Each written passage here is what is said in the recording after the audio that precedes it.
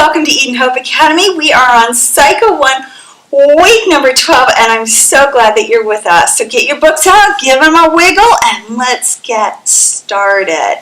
So for our Bible this week, let's throw it up. So the Lord said to Moses, "Go to Pharaoh and say to him, 'This is what the Lord says. Let my people go so that they may worship him.'" Exodus 8:1. And down below it says that draw a picture of Pharaoh hearing Moses say that the slaves Pharaoh thinks he owns should be released. So what do you think his face looked like? Do you think he was like, "Oh yeah, I'll let them go"? Or do you think he was like, "What are you talking about, Moses?" Okay, so let's go back in history just a little bit. Boop, boop, boop, boop, boop, boop. And remember we had Abraham, who's the father of Isaac, who's the father of Jacob, who was the father of Joseph, who saved the Israelite people. Remember, he had the coat of many colors, and then he was sold into slavery, and then he was a slave, and then he was jailed, and then he interpreted dreams saying that they came from God. And so he saved all of the Egyptians, and he also saved his father's household. So when he did that, Pharaoh was so pleased with with Joseph, and he wanted to bless Joseph, and so he said, "Bring all of your family here, and we will give them a beautiful place to live, and they can live here in Egypt, and they can prosper, and they can eat in Egypt, and they will be fine in Egypt." And so all of Joseph's family came to Egypt. Now 500 years passed, and do you know what happened? It was shocking, yeah. The Israelites became the slaves of the Egyptian. Over those years, they forgot that it was Joseph who saved them. They totally forgot, totally not grateful. Who does that sound like? Does that sound like Lot, maybe? It sounded like Lot to me. They totally forgot, and the Israelites were slaves. And so there were a lot of things about slavery that they incorporated into the Israelite life. One of those things was the Israelites could not sit when they ate. They had to stand when they ate. They weren't allowed to... They were told what they could do at every time. They were told what they could and couldn't do. They were told everything about their lives, and they were treated extremely harshly as slaves. They were hurt many times by the Egyptians, and so the Egyptians decided that they would hurt every one of the Israelite little boys who were born. And Moses' mom was really scared for him, so she put him in a basket. And she put tar around the bottom of this basket, and she let him go in the Nile River near where some Egyptian princesses were bathing. And one of them saw the basket and told her servants to go get that basket, and she took Moses, even though he was Hebrew, and she raised him as her own. And then she not only did that, but that Moses' sister was nearby, and she called out that she knew someone who could help her raise Moses. And so they allowed his own mother to come and raise him for a couple of years. Now, what does that tell you? What did his mother do? His mother trusted God, and she let him go. And then what did God do? God gave him back to her for a couple of years. That is one of the most beautiful parts of the Bible to me. And so she did this. Moses was raised in Pharaoh's household. Moses just thought he was one of the Egyptians. He went a long life. He was rich. He had sports that he could do. He was one of Pharaoh's sons. He could pretty much do anything he wanted to do. And then one day, he realized someone told him that he was actually a Hebrew. And he saw some Hebrew people being hurt. And so he went over and he hurt the Egyptian guards very, very badly. And what tree was he standing under then? When he decided, "I'm going to solve this problem." Yeah, it's the tree of the knowledge of good and evil, right? He didn't wait for God because he hadn't learned about God yet. And so he knew that he'd get in big, bad trouble with Pharaoh. And so he took off and he walked all the way across the desert. God sustained him walking across this desert. And when he got to the other side, guess what? There was a man named Jethro there, and Jethro had a beautiful daughter whom Moses married, and Jethro had the truth of the Lord in him, and he taught Moses about God. And eventually, Moses was humble enough, much later in his life, he was humble enough. Now, who's it sound like again? Sound like Joseph to you? Yeah, it's the same patterns again and again in the Bible. Moses was humble enough to go back and actually lead his people out of Egypt. So it's an amazing story.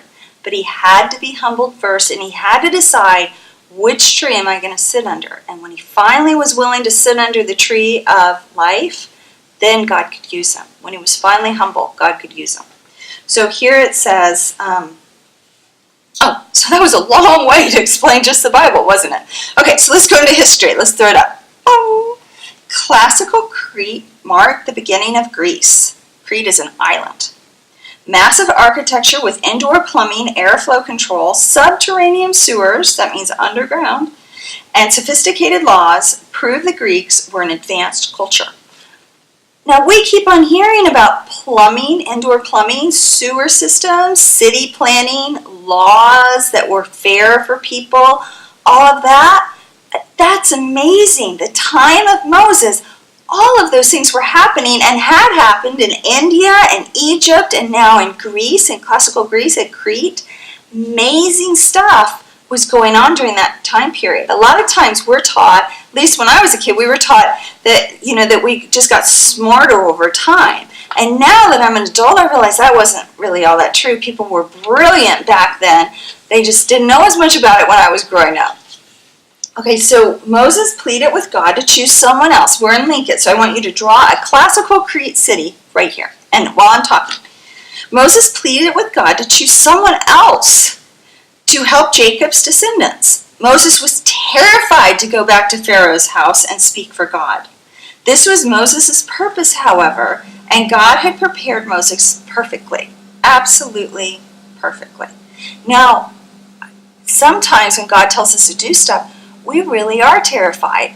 And do you know what God did? Moses was like, I can't do it. I'm not a good speaker. When God told him to go back and tell Pharaoh to let his people go. And so God said, I'm going to give you your brother Aaron to help you out. You've got a brother. He's going to help you. The sister's name was Miriam, who I talked about before, who told the mom to come. And so his brother Aaron helped him out.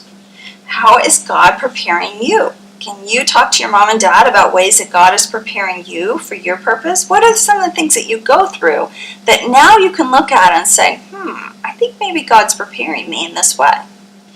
And did Moses' preparations look like God's destiny for him? Did having to go to a remote village far away and tend sheep for 40 years sound like it was God's destiny for someone who had been a great son of Pharaoh?